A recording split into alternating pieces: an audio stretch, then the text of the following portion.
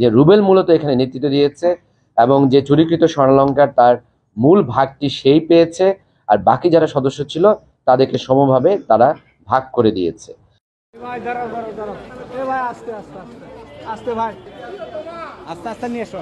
গত 20 এপ্রিল বগুড়া সদর নিউ মার্কেটে আল তৌফিক জুয়েলার্সে সকাল 9টা থেকে আনুমানিক 9:30টার মধ্যে দোকানের শাটার কেটে একটি চাঞ্চল্যকর চুরি হয়। এই ঘটনাটি রহস্য উদ্ঘাটন করার জন্য আমাদের কিন্তু বেশ কয়েকদিন আমাদের নিরবচ্ছিন্ন ধারাবাহিক অভিযান পরিচালনা করতে হয়েছে এবং তার জন্য আমরা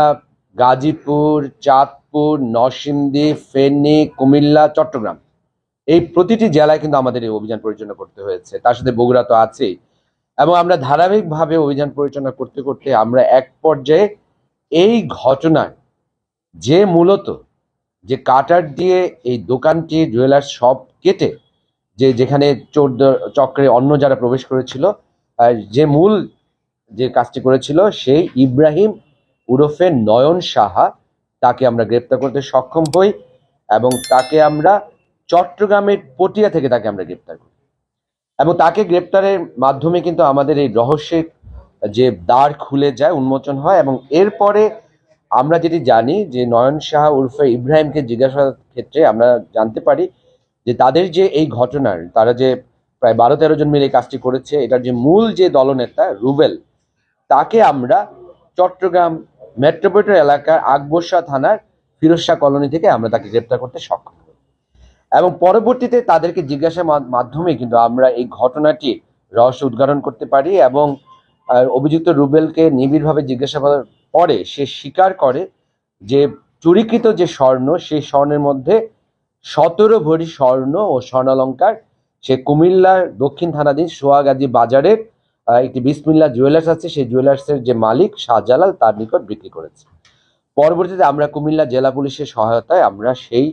দোকানে আমরা অভিযান পরিচালনা করি এবং সেখান থেকে আমরা সেই অভিযুক্ত যে শাহজালাল তাকে আমরা গ্রেপ্তার করি এবং তার কাছ থেকে আমরা 17 ভরি 8 আনা 3 রতি আমরা স্বর্ণালংকার সেখান থেকে উদ্ধার করি। যে তারা মূলত সংঘবদ্ধ অপরাধী চক্র, তারা বিভিন্ন জেলাতে বাংলাদেশে তারা এই ধরনের বড় বড় যে চাঞ্চল্যকর চুরি যে ঘটনা সেগুলোর সাথে তারা জড়িত। তারা বিভিন্ন জায়গায় মূলত স্বর্ণালংকার চুরি করে, মোবাইল ফোন চুরি করে এবং মূলত যে সকল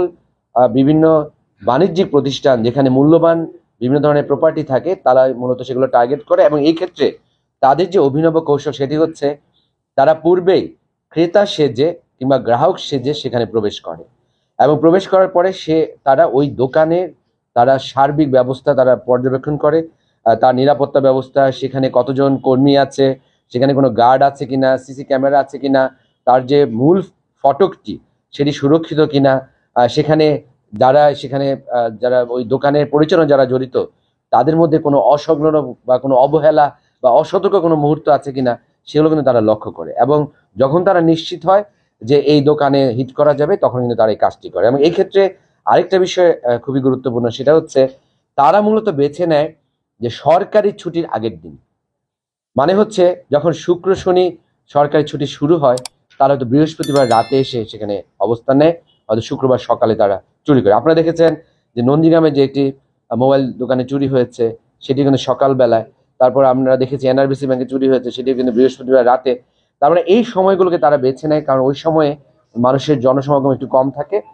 এবং এই ক্ষেত্রে তাদের যে অভিনব কৌশল আরেকটি হচ্ছে তারা মূলত 12-13 জন হলেও তারা 6টি দলে মূলত বিভক্ত থাকে এবং সেই ক্ষেত্রে তাদের 2 জন বা 3 জন তারা কোনো গায়ে লম্বা চাদর বা এই ধরনের কোনো কিছু কাপড় নিয়ে আসে, যেগুলো দিয়ে তারা যে দোকানটিকে তারা টার্গেট করবে সেই দোকানে তারা একটি আড়াল তৈরি করে। 2 জন হচ্ছে যারা রেকি করে, 2 জন থাকে রাস্তার 2 মাথায় কোনো ব্যক্তি সেখানে আসছে কিনা সেগুলো তারা পর্যবেক্ষণ করে, 2 জন তারা কাটার দিয়ে সেই দোকানের তালা কাটে এবং বাকি 2 জন প্রবেশ করে 10 মিনিটের মধ্যে ওই দোকানের যা যা মালামাল আছে সেগুলো তারা দ্রুত সেখান থেকে নিয়ে তারপর তারা বিভিন্ন দিকে তারা চলে যায়। এবং এই ক্ষেত্রেও তাদের মধ্যে কিন্তু সুস্পষ্ট চেইন অফ কমান্ড আছে, কার কি দায়িত্ব সেগুলো নির্দিষ্ট করা আছে এবং চুরিকৃত যে মালামাল সেগুলো কিভাবে নিষ্পত্তি করা হবে সেটিও কিন্তু অনেকটা চেইন অফ কমান্ডের মতো। এবং এই ক্ষেত্রে আমরা যদি জানতে পেরেছি আমাদের অভিযানের পরে আমাদের তদন্তে যে রুবেল মূলত এখানে নেতৃত্ব দিয়েছে এবং যে চুরিকৃত স্বর্ণালঙ্কার তার মূল ভাগটি সেই পেয়েছে, আর বাকি যারা সদস্য ছিল তাদেরকে সমভাবে তারা ভাগ করে দিয়েছে। এবং এই ক্ষেত্রে আমরা দেখছি যে যেহেতু এখানে 110 ভরি স্বর্ণে চুরি যাওয়ার অভিযোগ ছিল, কিন্তু যে আমরা যারা এখানে চুরিতে যারা অংশ নিয়েছিল তাদের সাথে আমরা জিজ্ঞাসাবাদ করেছি, এবং আমরা দেখেছি তারা অনেক স্বর্ণ তারা গলিয়ে ফেলেছে, এবং তারা যে বিক্রি করে যে অর্থ, সেই অর্থ বিভিন্ন জায়গায় বিনিয়োগ কিংবা বিভিন্নভাবে সেই অর্থ কিন্তু তারা ইতিমধ্যে তারা ব্যয় করে ফেলেছে। তো আমরা যেটা বলতে চাই যে আমাদের অভিযান চলমান আছে, এবং আমরা সর্বোচ্চ গুরুত্ব দিয়ে এটি দেখছি, এবং এখানে যারা যারা অংশ নিয়েছে ইতিমধ্যে আমরা কিন্তু তাদের সার্বিক তাদের নাম ঠিকানা কিন্তু আমরা সেই পরিচয় শনাক্ত করতে পেরেছি। আমাদের অভিযান চলছে এই ঘটনাতে যে কাঁটাটি দিয়ে তারা মূলত নয়ন যে কাঁটাটি দিয়ে এই আল তৌফিক জুয়েলার্সের মূল ফটকটি তালা কেটেছিল, সেই কাঁটাটি কিন্তু গতকাল রাতে তার দেখানো মতে আমরা হাইওয়ের পাশ থেকে একটা নির্দিষ্ট জায়গা থেকে তার দেখানোর মতে কিন্তু আমরা উদ্ধার করতে সক্ষম হই। যে 17 ভরি স্বর্ণ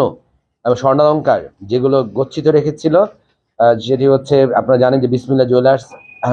কুমিল্লার যে স্বত্বাধিকারী শাহজালাল, তাদের 3 জনকে আমরা গ্রেপ্তার করতে পেরেছি,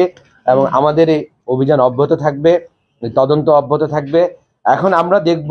যে এই যে দলটি সম্পর্কে আমরা জানতে পেরেছি তারা আরো কোথাও কোথাও এই ধরনের সংঘবদ্ধ অপরাধ করেছে কিনা, এই ধরনের চাঞ্চল্যকর কোনো ধরনের কোনো বড় ধরনের চুরি